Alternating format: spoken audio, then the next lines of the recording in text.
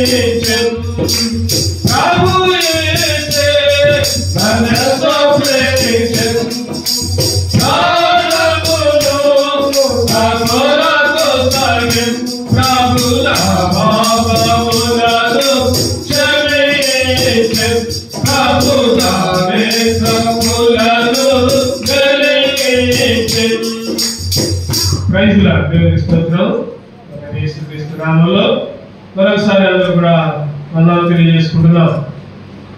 బలవత్సవంలో ప్రవేశిద్దాం. రండి, పరిశుద్ధ గ్రంథం నుంచి మనం చదువుకున్న భాగాన్ని మరలా ఒకసారి చదువుకుందాం. పరమగీతాలు 2వ అధ్యాయం 4వ వచనం. పరమగీతాలు 2వ అధ్యాయం 4వ వచనం అందరం కలిసి చదువుకుందాం. 563 పేజీ నంబర్. అతడు నన్ను విందుశాలకు తోడుకొని పోయిను, నా మీద ప్రేమను ధ్వజముగా ఎత్తెను. అతడు నన్ను విందుశాలకు తోడుకొని పోయాను, నా మీద ప్రేమను రుజువుగా అయితే. అదేవిధంగా 1 కొరింథీయులకు రాసిన పత్రిక 11వ అధ్యాయం 28 నుంచి 31 దాకా అందరూ కలిసి చదువుకుందాం. 1 కొరింథీయులకు రాసిన పత్రిక 11 28 నుంచి 31 దాకా అందరూ కలిసి చదువుకుందాం. కాబట్టి ప్రతి మనుషుడు తను తాను పరీక్షించుకున్నాడు, అలాగూ చేసి ఆ రొట్టెలు తిని ఆ పాత్రను త్రాగువాడు.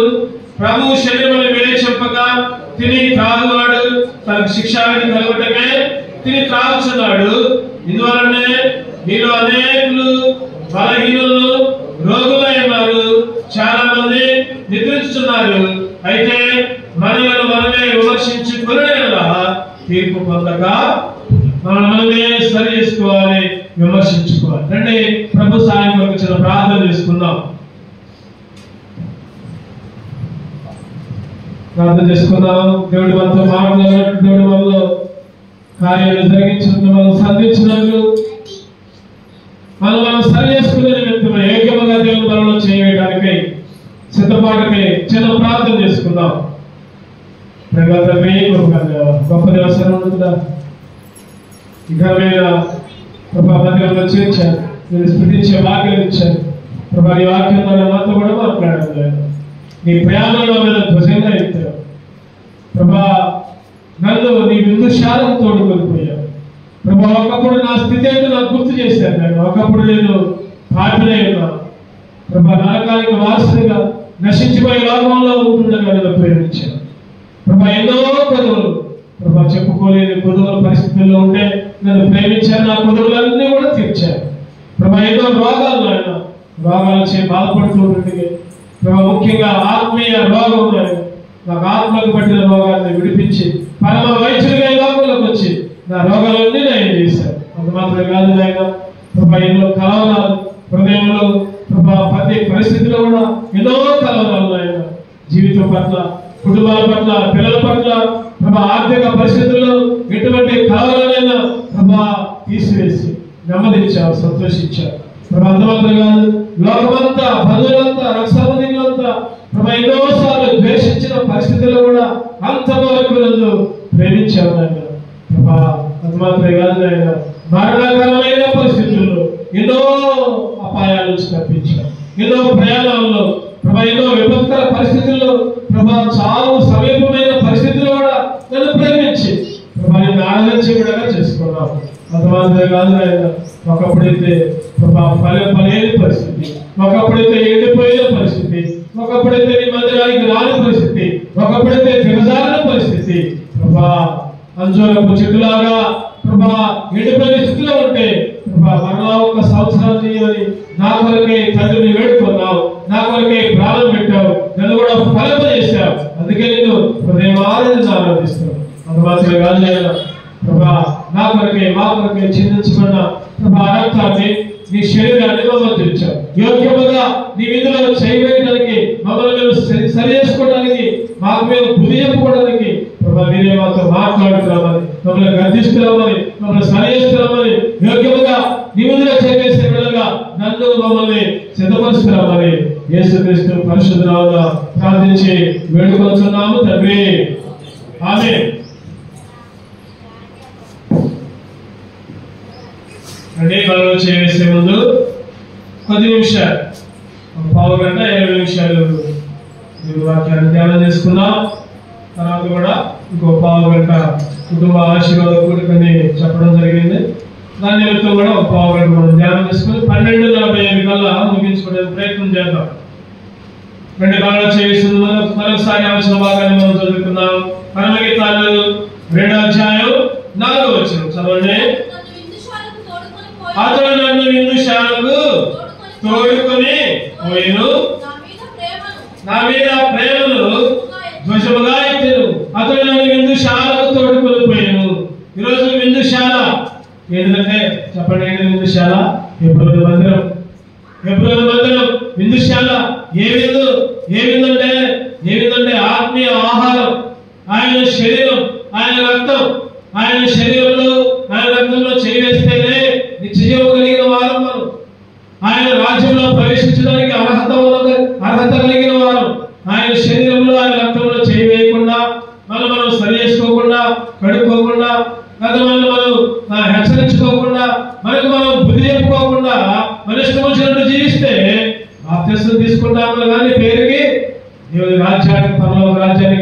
ఏమాత్రం కూడా చాలని బైబిల్ చెప్తుంది.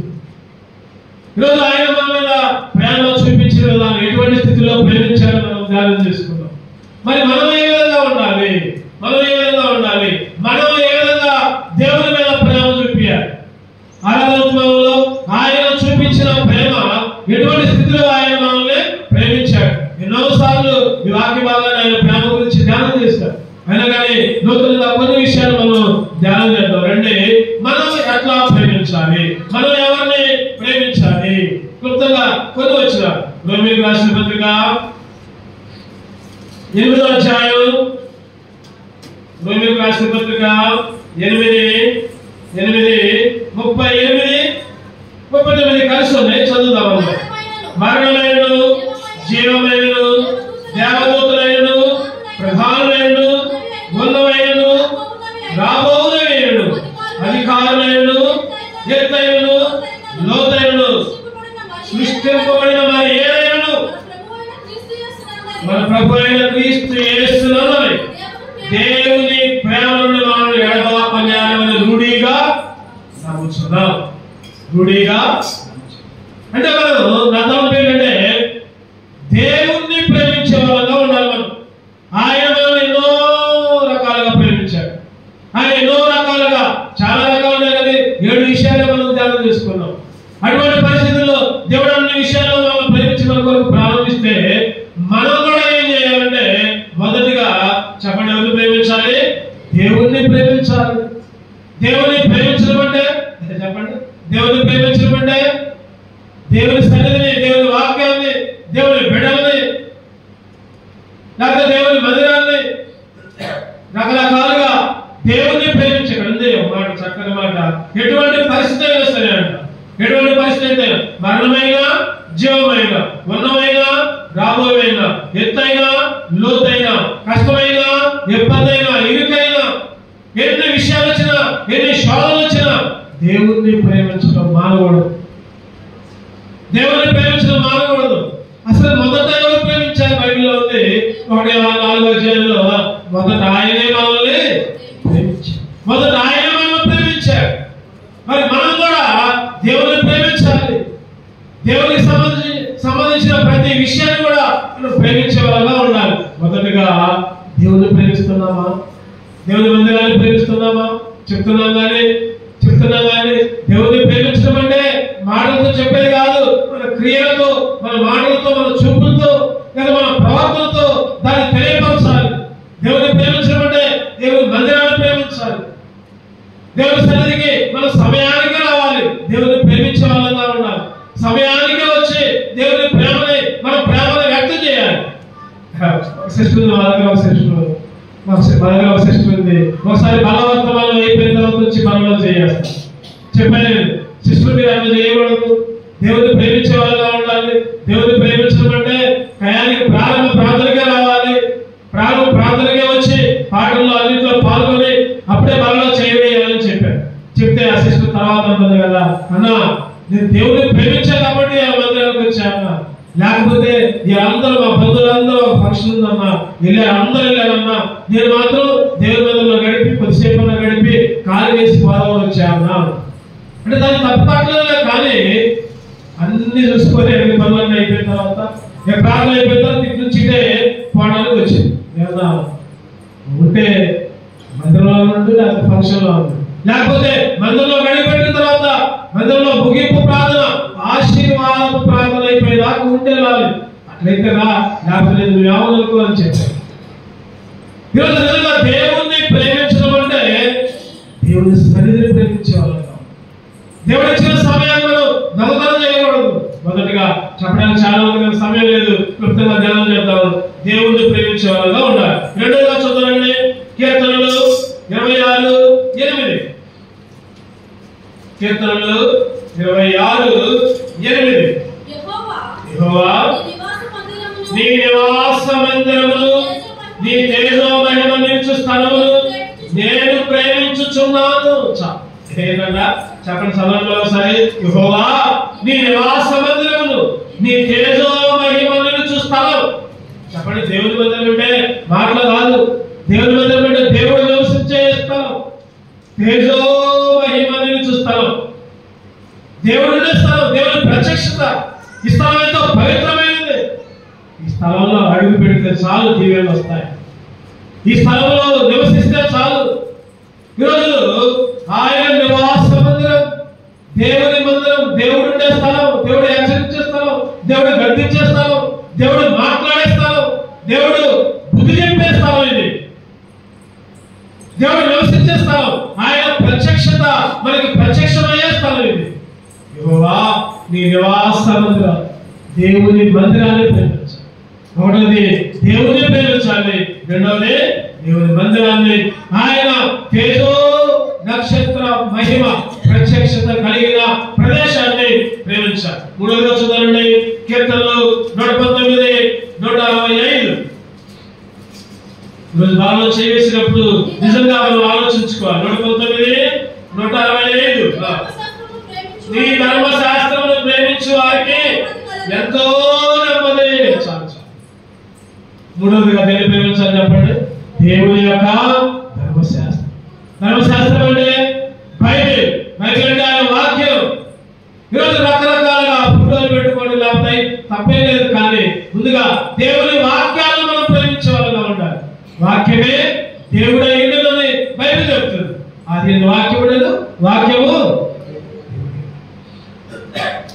ఈరోజు ధర్మశాస్త్రాన్ని, ధర్మశాస్త్రం అంటే ధర్మశాస్త్రంలో ఉన్న ఆజ్ఞలన్నిటినీ ప్రతి ఆజ్ఞ దేవుడు ఏదైతే మనకు చెప్తాడో, దేవుడు ఏదైతే మనతో మాట్లాడతాడో, దేవుడు వాక్యం ద్వారా మాట్లాడచ్చు, సేవకుల ద్వారా మాట్లాడచ్చు, విశ్వాసం ద్వారా మాట్లాడచ్చు, లేదా రకరకాల పరిస్థితుల్లో దేవుడే మనతోనే, మన శరీరం, మన ఆత్మతోనే, మనతోనే కొన్ని హెచ్చరికలు తీసుకుని రావచ్చు. వాటన్నిటికీ లోపడాలి. ముఖ్యంగా కొత్త నిబంధనలో 2 ఆజ్ఞలు ఉన్నాయి. ఏంటి ఆజ్ఞలు చెప్పండి? ఏంటి ఆజ్ఞలు? నిన్ను పొరుగు వారిని. రెండవదిగా, మొదటిగా ఏంటి? యేసుక్రీస్తుని, దేవుడిని. అన్నిటికంటే ఆకాశం ఉంది కానీ, భూమి మీద కానీ, భూమి కింద ఉన్న సముద్రంలో కానీ ఎక్కడా కూడా దేవుడే యెహోవాను మాత్రమే ప్రేమించాలి. దేవుని ప్రేమించాలి, నీ పొరుగు వారిని ప్రేమించాలి. అది బైబిల్ చెప్పింది. ఆ ఆజ్ఞలను పాటించే వాళ్ళగా ఉండాలి. ధర్మశాస్త్రం అంటే ధర్మశాస్త్రాన్ని, దేవుని వాక్యాన్ని ప్రతిరోజు మనం చదువుకునే భాగాన్ని చదువుకొని దేవుడు ఏదైతే హెచ్చరిస్తాడో దాన్ని ప్రేమించాలి. ఒకసారి మనకు అనుకూలంగా చెప్పినప్పుడేమో వాక్యం బాగుంది, దేవుడు వాక్యంతో నాతోనే మాట్లాడాడు అనుకుంటాం. ఒకసారి ఏదైనా హెచ్చరికలు వచ్చినప్పుడు అప్పుడు మనం వాటిని పక్కన పెడతాం. ఈ నా కోసం కాదులే, దేవుడు నాతో మాట్లాడలేదు అనుకో. దేవుడి హెచ్చరికలను ప్రేమించాలి, దేవుడి గద్దింపును కూడా ప్రేమించాలి. ఎందుకంటే బైబిల్లో బెత్తము వాడినవాడంట, చెప్పండి, బెత్తము వాడిన కుమారుడు నాశనమైపోయాడు.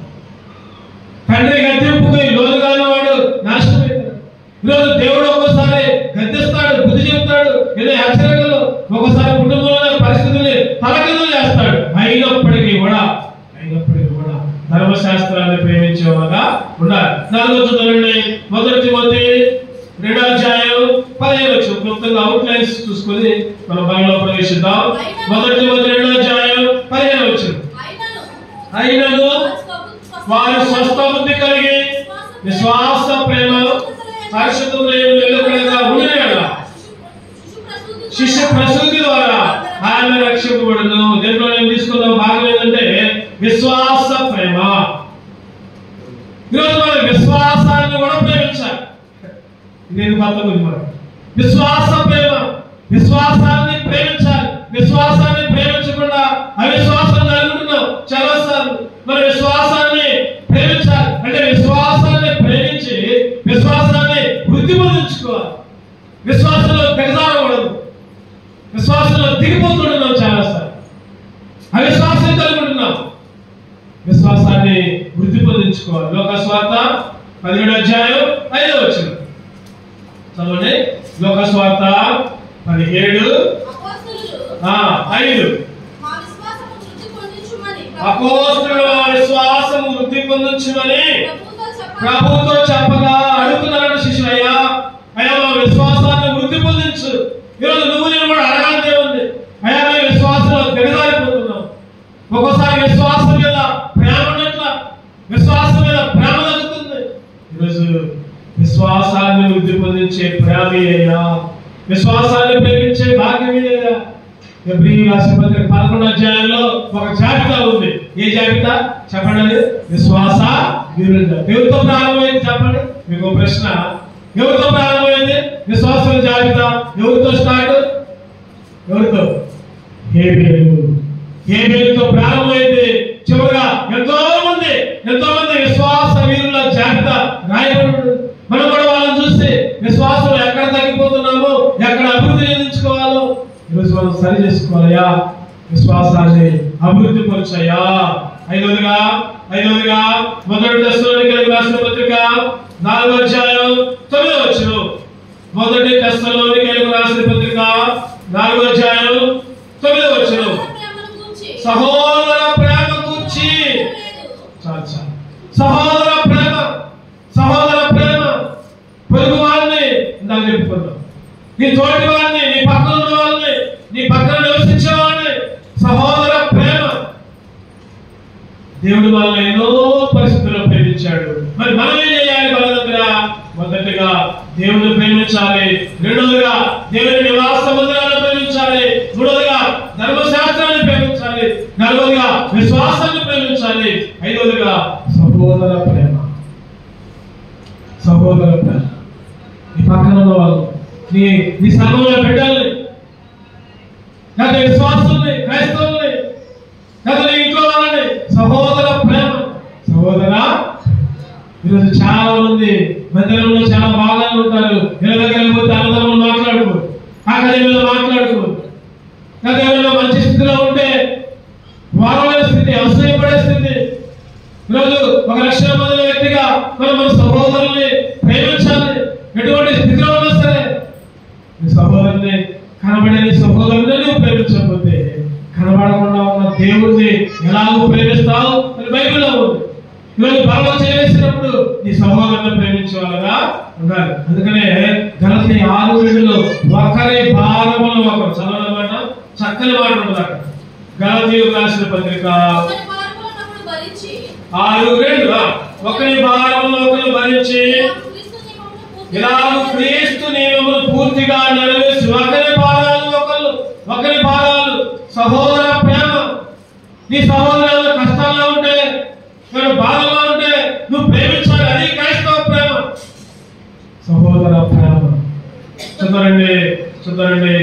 ఆరోగ్యంగా రోమిలకు రాసిన పత్రిక 13:10 ముగించుకుందాం. రోమిలకు రాసిన పత్రిక 13:10 ప్రేమ పొరుగు వారికి కీడు చేయదు కనుక ప్రేమ కలిగిన ధర్మశాస్త్రం నెరవేర్చుటే. ప్రేమ పొరుగు వారికి కీడు చేయదు అంటే నాతో ఏంటంటే నీ పొరుగు వారిని కూడా ప్రేమించాలి. నీ పొరుగు వారిని ప్రేమించాలి. పొరుగు వారిని అంటే చెప్పండి, పొరుగు వారిని అంటే ఎవరైతే యేసుక్రీస్తుని అంగీకరించలేదు, నీ అక్క, నీ అన్న, నీ తమ్ముడు, లేదా నీ కుటుంబం, లేదా నీ తల్లిదండ్రులు, లేదా నీ బంధువులు, లేదా నీ భర్త, నీ భార్య, నీ పిల్లలు, లేదా పొరుగు వాళ్ళే. యేసుక్రీస్తులో ఉన్న వాళ్ళు నీ వాళ్ళు, యేసుక్రీస్తుని అంగీకరించిన వాళ్ళు నీ పొరుగు వాళ్ళు. జ్ఞాపకం ఉంచుకోవాలి. నీ పొరుగు వారిని ప్రేమించాలి, స్వార్థ చెప్పాలి. అరే ఏ బాధలు భారం లేదా? నువ్వు మందిలోకి వస్తున్నావు, నువ్వు రక్షణ పొందుతున్నావు, నువ్వు ఆరాధిస్తున్నావు, నువ్వు పరలోకానికి వెళ్తావు. మరి నీ పొరుగు వాళ్ళ పరిస్థితి ఏంటి? రక్షించబడిన వాళ్ళ పరిస్థితి ఏంటి? మందిరానికి రాని వాళ్ళ పరిస్థితి ఏంటి? నీ పొరుగు వాళ్ళని ప్రేమించు. ఒకసారి ఒక తండ్రి కొడుకు స్వార్థ చేయడానికి వెళ్తున్నారు. కరపత్రాలు పంచుతున్నారు. కరపత్రాలు ప్రతి ఇంటికి ఇస్తున్నారు. ఆ ఇంటికి ఎంతో పేద వర్షం ఇద్దరు ఇక్కడ లాభం లేదు, కరపత్రాలు పంచడం మీకు ఆపేద్దాం. ఇద్దరు ఇంటికి వచ్చారు. ఇంటికి వచ్చిన తర్వాత తండ్రి చేతిలో కొన్ని కరపత్రాలు. అయ్యో ఎట్లా ఈ మిగిలిపోయాయి కదా. కొడుకుంటున్నాడు, రానా ఇక ఈ వర్షంలో ఇంకేం పోతాం, రానా అంటున్నాడు. తండ్రి అంటున్నాడు, అరే పొందే ఉన్నాయి, ఈ కూడా ఎవరికైనా ఇచ్చి అవుతాలే అంటున్నాడు. నేనైతే రాను, నువ్వు పోతే పో అన్నాడు. తండ్రి ఆ వర్షంలోనే కరపత్రాలు ఇచ్చుకుంటూ ఒక గృహం దగ్గరికి వెళ్ళాడు. తలుపులేసి ఉన్నాయి. తలుపు తడితే ఒక సిస్టర్ ఏడ్చుకుంటూ వస్తుంది. ఏమడల్లా అమ్మా ఈ చదువుకు దేవుడు బాగు చేస్తాడు అని చెప్పి మళ్ళా ఆ మిగిలిన కరపత్రాలు కూడా పంచి వెళ్ళాడు. ఒక నెల అయింది, నెల గడిచింది. ఎవరికైతే కరపత్రం ఇచ్చాడు. ఆ సిస్టర్ మందిరంలోకి వచ్చింది. మందిరంలోకి వచ్చి సాక్ష్యం చెబుతుంది. ఎవరు చెబుతుందంటే, పలానా రోజు బాగా వర్షం వస్తుంది, ఉరుములు మెరుపులు, అటువంటి స్థితిలో నేను చచ్చిపోదాం అనుకున్నా. నా ఇంట్లో తోలానికి ఒక చీర వేలాడి తీసుకున్నా, ఉరేసుకొని చచ్చిపోదాం అనుకున్నా. ఎందుకంటే నేను ఒకరిని ప్రేమించా, మోసం చేశాడు, తిప్పుకున్నంతసేపు తిరిగాను, గర్భవతినైనాను. ఇక నాకు ఎవరు దిక్కులేని పరిస్థితుల్లో నన్ను వదిలిపెట్టిపోయాడు, వేరే పెళ్లి చేసుకుంటున్నాడు, ఎట్లా నా పరిస్థితి అని ఇక నేను చచ్చిపోదాం అనుకున్నా. అటువంటి పరిస్థితుల్లో ఆ ప్రజలు వచ్చి కరపత్రం ఇచ్చారు. ఆ కరపత్రం చదువుకుంటే ఆ మాటల ద్వారా నేను ఆలోచించబడ్డాను. దాంట్లో ఉంది, ఇటువంటి కష్టమైన ఇటువంటి పరిస్థితుల్లో ఉన్న దేవుడు నీ కొరకు ప్రాణం పెట్టాడు. దేవుడు పరలోకంలో చేర్చుకుంటాడు.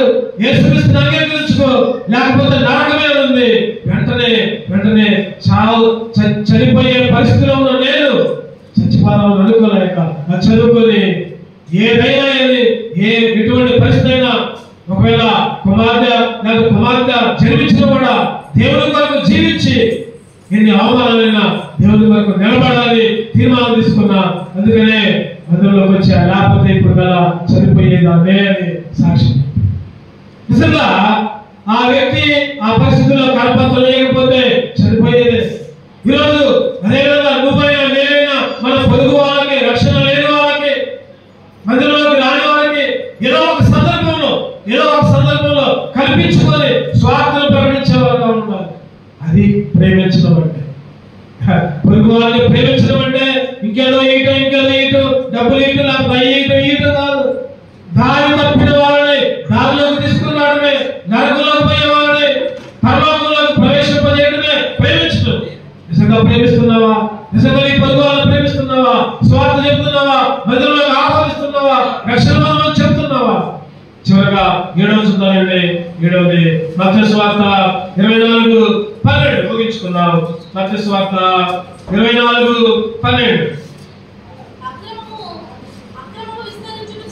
అక్రమము విస్తరించుట చేత అనేకుల ప్రేమ చల్లారు. అక్రమము విస్తరించుట చేత అనేకుల ప్రేమ చల్లారు. చక్కని మాట. అక్రమము విస్తరించుట చేత అనేకుల ప్రేమ చల్లారు. అంటే నా తరపు ఏంటంటే దైవ క్రమము కలిగి ఉండటమే ప్రేమ. దైవ క్రమం. ఏంటిదా దైవ క్రమం? చెప్పండి, ఏంటిదా దైవ క్రమం? అపోస్తలుల కార్యాలు 2:42 వీరు అపోస్తలుల బోధకులు, చెప్పండి, సహవాసములు, విశ్వసనీయులు, ప్రార్థనలు ఎడతెగక. అది దైవ క్రమం కలిగి ఉండడమే. క్రమాన్ని ప్రేమించడం అంటే. ఈరోజు అక్రమాన్ని ప్రేమిస్తున్నారు చాలా మంది. అక్రమాన్ని, అన్యాయాన్ని ప్రేమిస్తున్నారు చాలా మంది. ఈరోజు దైవ క్రమాన్ని ప్రేమించాలి. దైవ క్రమాన్ని, ఒక మందిరంలో ఒక క్రమశిక్షణ.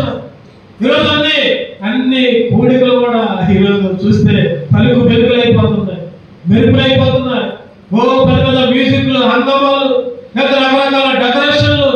ఇక్కడికి వచ్చి స్టేజ్ మీదకి వచ్చి మంచి పాటలు పాడుతున్నారు. వెనక్కిపోయి తాగుతున్నారు సిగరెట్లు, బీడీలు, లేకపోతే మందు. ఏంటి పరిస్థితి? ఎక్కడ ఉంది క్రమం లేని పరిస్థితులు. ఈరోజు చాలా మంది అక్రమాన్ని ప్రేమిస్తున్నారు. ఈరోజు మనం ఏం చేయాలంటే, చెప్పండి, దైవ క్రమాన్ని ప్రేమించాలి. అపోస్తలుల బోధలో ఉండాలి, ఇంకా సహవాసంలో ఉండాలి, ఇంకా రొట్టె విరుచులో ఉండాలి, ఇంకా ప్రార్థించడంలో కూడా ఎడతెగక. రండి, మోకరించుకుందాం, సరి చేసుకుందాం. మనం సరి చేసుకుందాం. ఈరోజు నీ ప్రేమ ఎట్లా ఉంది? దేవుని ప్రేమిస్తుంటున్నావా? రండి, మోకరించుకుందాం. వాళ్ళు యోగ్యంగా చేయగలరు.